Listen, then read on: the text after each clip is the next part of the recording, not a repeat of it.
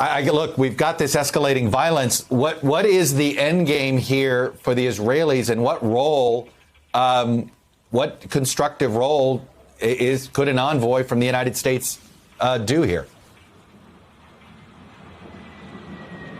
Yeah, so much to talk about. And actually, another thing which we'll talk about in a second is the tension on the streets. We've just had an incident where real tension between an Israeli and a Palestinian.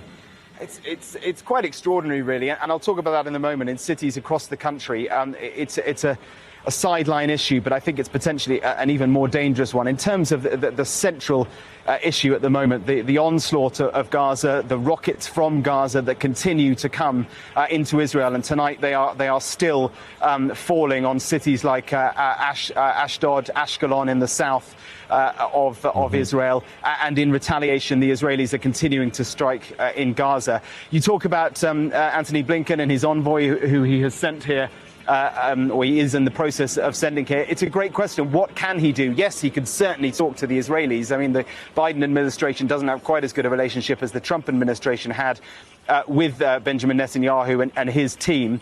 But yes, they can talk with the Israelis, and he's going to talk to the Palestinians. But it's the Palestinians in the West Bank that he'll talk to. Mahmoud Abbas, the president of the Palestinian Authority. He's not going to be speaking to Hamas because they don't talk. So it's, and clearly there's a massive gap between the Palestinian Authority in the West Bank and Hamas down in Gaza. They don't really talk either. So it's hard to see what he can actually achieve. I think the key will be the Qataris, the Egyptians, as they have been before. They're the ones who are going to be able to broker some sort of a ceasefire on this. Hey, thanks for watching our YouTube channel. You should know that you can follow today's top stories and breaking news and catch up on your favorite MSNBC shows all in one place. Download the NBC News app today.